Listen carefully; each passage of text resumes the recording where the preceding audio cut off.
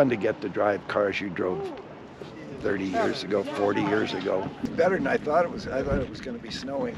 So did I. Yeah.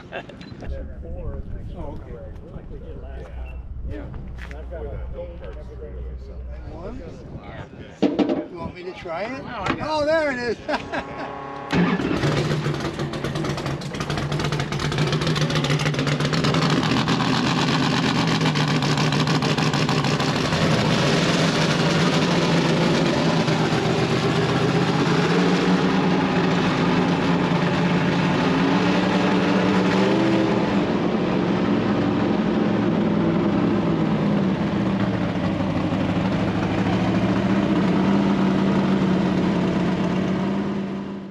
Just like it was. It's perfect.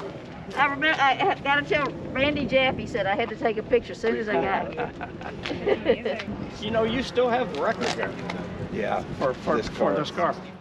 The car behind me has been 3 different cars.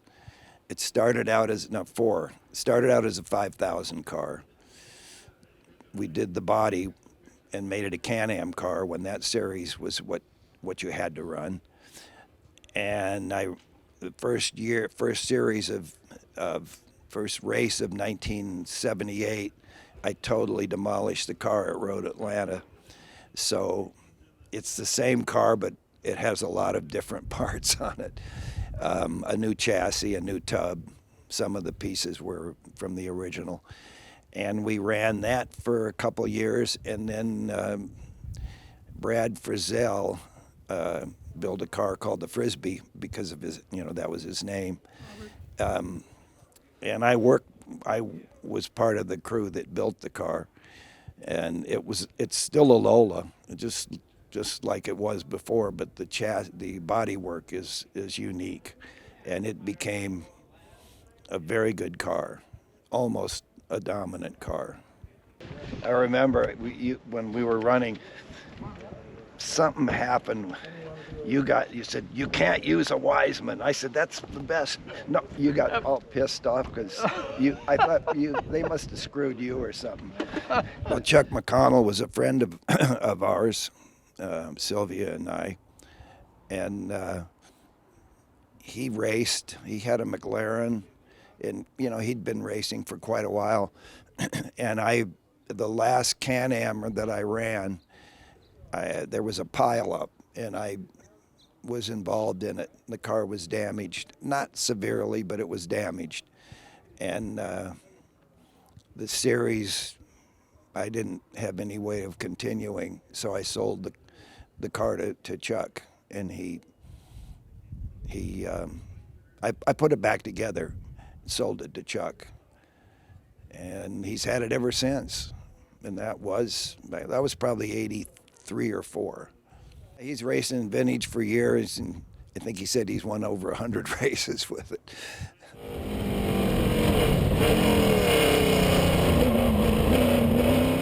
I was in Coronado, and I had to start. What the hell? I had to start dead last. I figured out why. Anyway, I have had a lot of problems down there. Anyhow, I got in there and started just beating it because I knew I could pass everybody.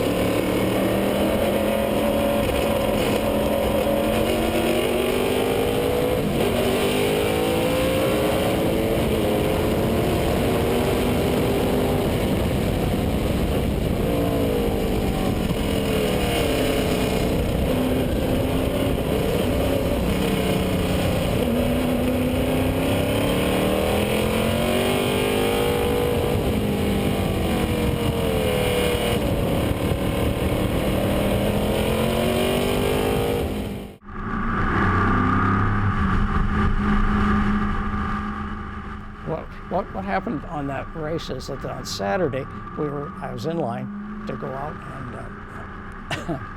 and certainly just set a time for the next day's race.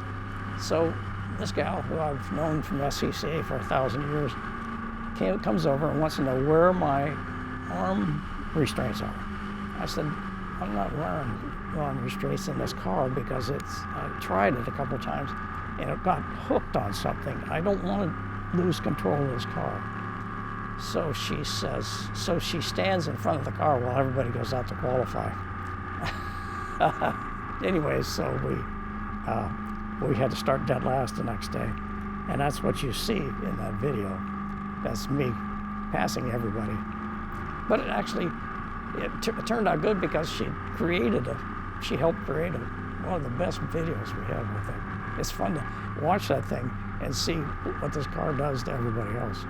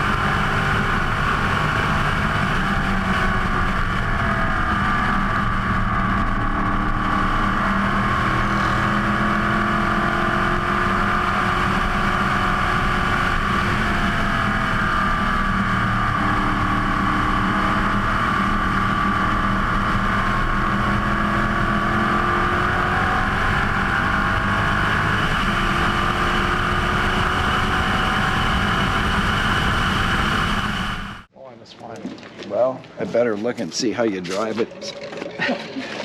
You can't remember? No, I know how to drive. Yeah, I mean the gauges and all that. Switches. Painted John. Nice, yeah. So I've been involved with these. Yeah. Okay, so Are you this is into the racing main cars or? gauge. I worked at Pop it Cockpit, up, you know that. Pop, that's the ignition. Yeah. That'll turn the pump on, Well, I okay, have to show and you my off. model car. Yeah. if you And then don't look at it. the lever over here at the far end is the starter. Once you get it in, everything you can, right? There you go. Yeah. I used to pull that up.